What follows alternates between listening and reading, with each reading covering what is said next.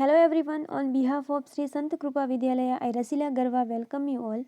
In this video, we are going to discuss about the preposition નામયોગી અવ્યય.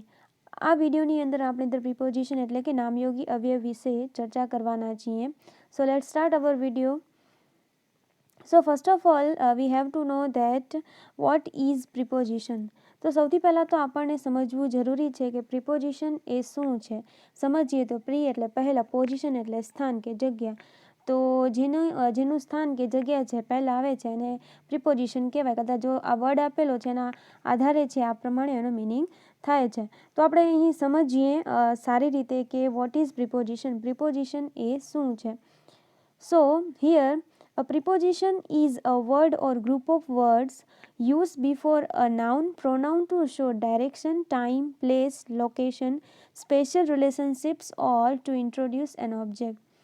A preposition is a word or group of words used before a noun, pronoun to show direction, time, place, location, spatial relationships, or to introduce an object. તો અહીં આપણે સમજીએ કે preposition is a word or group of word, શબ્દ કે શબ્દોનો સમૂહ છે. બરાબર. યુઝડ બિફોર એટલે કે પહેલાં, યુઝ એટલે ઉપયોગ થવો. કોની પહેલાં એનો ઉપયોગ થાય છે? તો નાઉન અથવા તો પ્રોનાઉન. હવે એ શું દર્શાવે છે? તો ડાયરેક્શન એટલે કે દિશા, ટાઈમ એટલે સમય, પ્લેસ એટલે સ્થળ, લોકેશન એટલે સ્થાન કે જગ્યા કહી શકીએ, સ્પેશિયલ રિલેશનશિપ્સ એટલે કે ખાસ સંબંધો, અને ઇન્ટ્રોડ્યુસ એન ઓબ્જેક્ટ એટલે કર્મને, ઇન્ટ્રોડ્યુસ એટલે સૂચવવું. તો અહીં આપણે છે આ પ્રમાણે એની વ્યાખ્યા છે કરી શકીએ. નામયોગી અવ્યય એ શબ્દ કે શબ્દોનો એવો સમૂહ છે કે જેનો ઉપયોગ નામ કે સર્વનામની પહેલાં દિશા, સમય, સ્થળ, જગ્યા, ખાસ સંબંધો કે કર્મને રજૂ કરવા માટે થાય છે. તો એ તમને ખ્યાલ આવી ગયો હશે કે પ્રિપોઝિશન છે એ નામયોગી અવ્યય છે.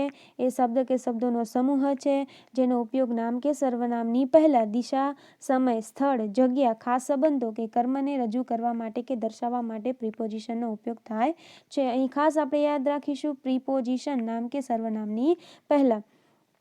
કોઈપણ નામ અથવા સર્વનામની આગળ વપરાતા તથા તે નામ અથવા સર્વનામ સાથે સંબંધિત શબ્દને પ્રિપોઝિશન કહે છે. તો અહીં આપણે ટૂંકમાં પણ યાદ રાખી શકીએ છીએ કે કોઈ પણ નામ કે સર્વનામની આગળ વપરાય છે અને સાથે સાથે નામ અથવા સર્વનામ સાથે સંબંધિત શબ્દને પ્રિપોઝિશન કહે છે, એટલે કે નામયોગી અવ્યય કહે છે. અમુક વ્યક્તિ, વસ્તુ કે પ્રાણી જ્યાં છે તે સ્થળનો નિર્દેશ પ્રિપોઝિશન કરે છે. તો અહીં ખાસ આપણે સમજીએ કે પ્રિપોઝિશનનો ઉપયોગ ક્યારે થાય છે.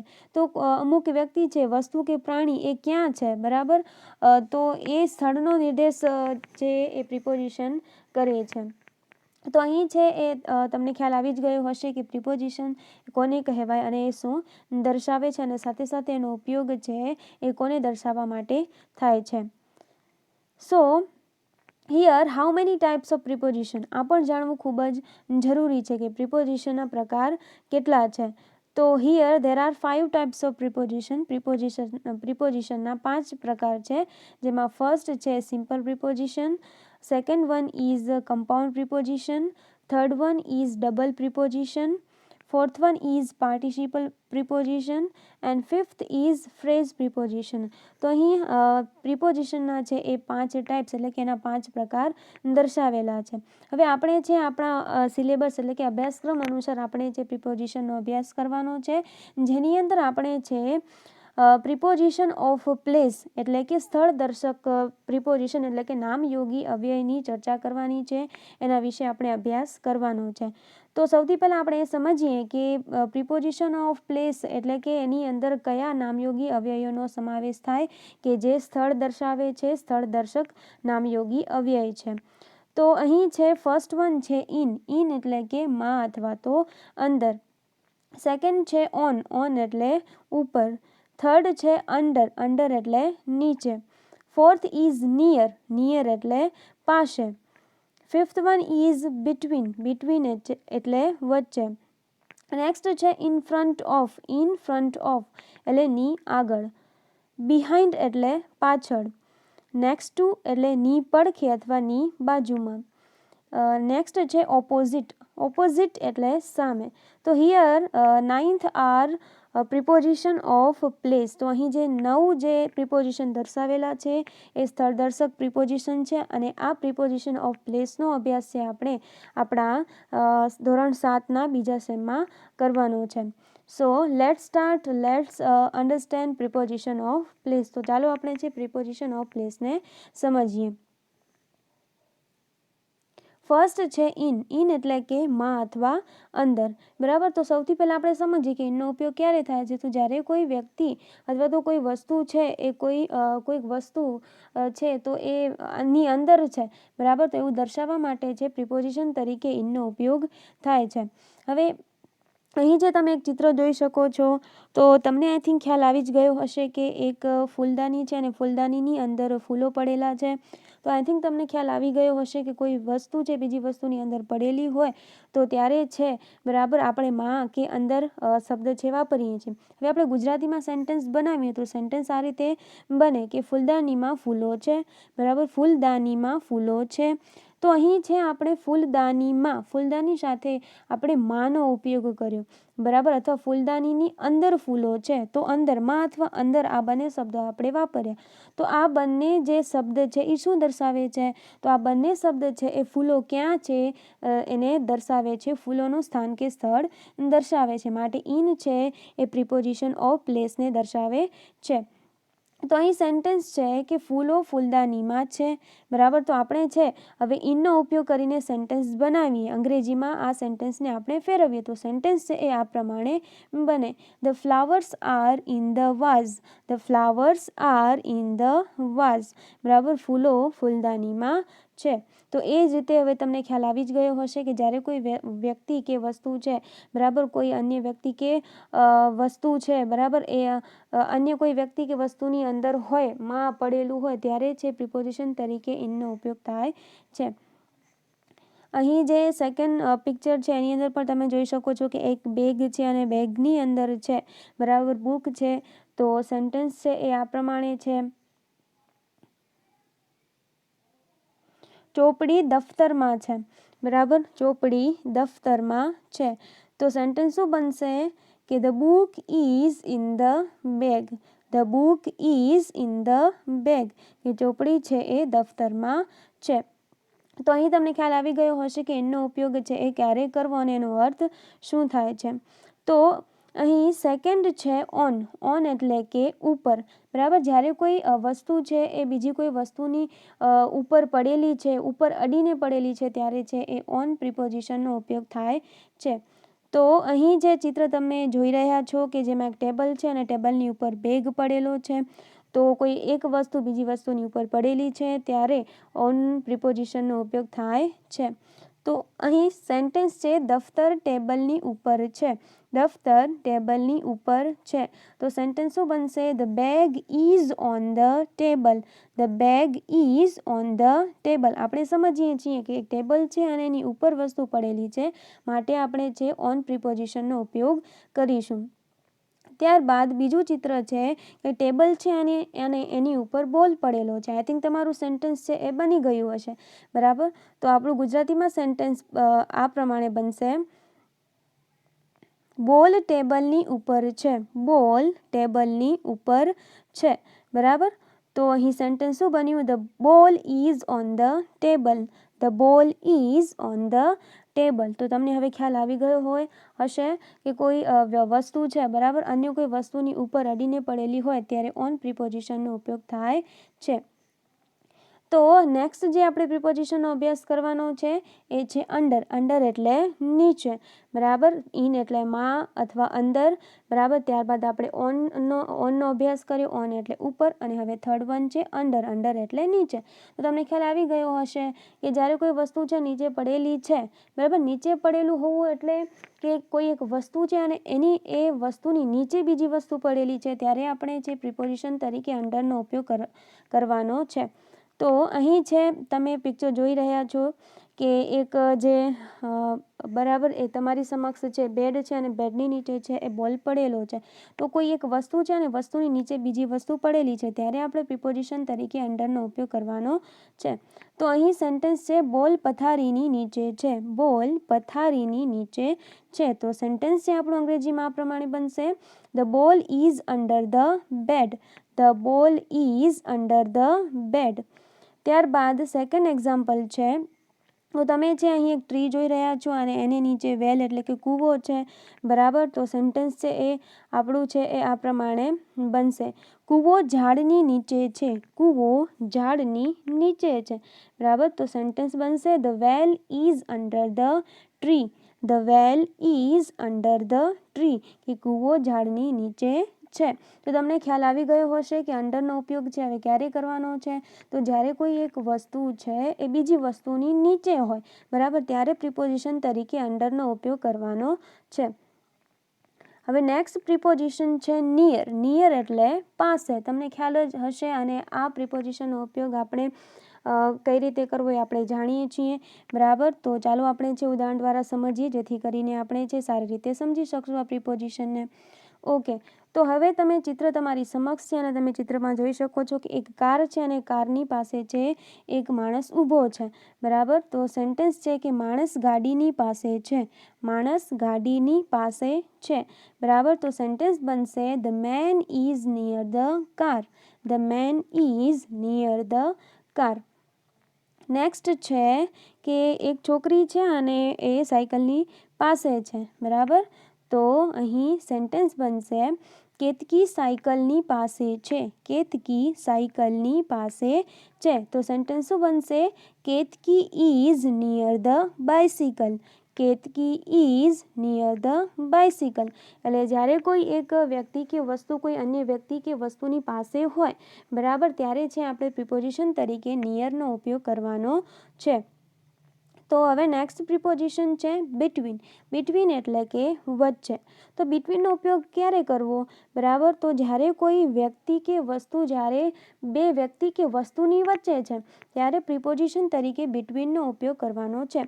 ઉદાહરણને જોઈશું એટલે તમે આસાનીથી સમજી શકશો કે બિટવીનનો ઉપયોગ ક્યારે કરવો. તો અહીં તમે ચિત્રમાં જોઈ શકો છો કે બે કાર છે અને બે કારની વચ્ચે છે બસ છે, બરાબર. તો જ્યારે કોઈ વ્યક્તિ કે વસ્તુ કોઈ બે વ્યક્તિ કે વસ્તુની વચ્ચે હોય ત્યારે પ્રિપોઝિશન તરીકે બિટવીનનો ઉપયોગ થાય છે.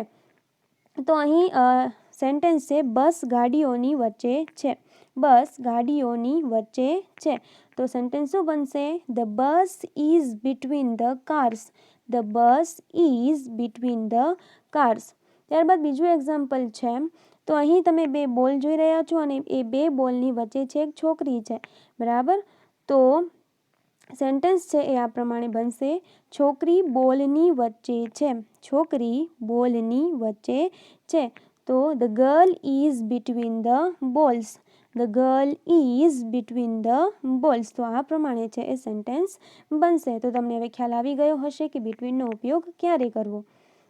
ત્યારબાદ નેક્સ્ટ પ્રિપોઝિશન છે in front of, in front of એટલે કે ની આગળ, બરાબર. જ્યારે કોઈ વ્યક્તિ કે વસ્તુ કોઈ બીજી વ્યક્તિ કે વસ્તુની આગળ છે એવું દર્શાવવા માટે પ્રિપોઝિશન તરીકે ઇન ફ્રન્ટ ઓફનો ઉપયોગ થાય છે. તો અહીં તમે છે ચિત્રમાં જોઈ શકો છો કે એક ટેબલ છે અને ટેબલની આગળ શિક્ષિકા ઊભા છે, બરાબર. તો ની આગળ એવું દર્શાવવા માટે અને સાથે સાથે ખાસ સ્થાનને દર્શાવવા માટે આપણે છે ઇન ફ્રન્ટ ઓફ પ્રિપોઝિશનનો ઉપયોગ કરીશું. તો અહીં સેન્ટેન્સ છે, શિક્ષિકા ટેબલની આગળ છે, શિક્ષિકા ટેબલની આગળ છે. તો સેન્ટેન્સ બનશે, the teacher is in front of the table, the teacher is in front of the table એટલે કે ટેબલની આગળ છે, બરાબર. એવું દર્શાવવા માટે આપણે પ્રિપોઝિશન તરીકે ઇન ફ્રન્ટ ઓફનો ઉપયોગ કરીશું. ત્યારબાદ સેકન્ડ એક્ઝામ્પલ્સ છે કે તમે એક છોકરીને જોઈ રહ્યા છો, બરાબર, અને સાથે સાથે છે એ છોકરી છે એ પડદાની આગળ ઊભી છે, બરાબર. તો સેન્ટેન્સ છે છોકરી પડદાની આગળ છે, અહીં પાછળ નહીં આવે, છોકરી પડદાની આગળ છે. તો સેન્ટેન્સ બનશે, the girl is in front of the curtain, the girl is in front of the curtain. અહીં પાછળના સ્થાને છે એ આગળ આપણે લેવું કે છોકરી પડદાની આગળ છે. ત્યારબાદ નેક્સ્ટ જે પ્રિપોઝિશન છે એ છે બિહાઇન્ડ. બિહાઇન્ડ એટલે કે પાછળ. તો અહીં તમે ચિત્ર જોઈ શકો છો, બરાબર, કે એક જે ખુરશી છે અને એની આગળ છે એ ટેબલ પડેલી છે, બરાબર. તો અહીં સેન્ટેન્સ બનશે ખુરશી ટેબલની પાછળ છે. ખુરશી ટેબલની પાછળ છે. તો સેન્ટેન્સ બનશે the chair is behind the table. The chair is behind the table, કે ખુરશી છે એ ટેબલની પાછળ છે.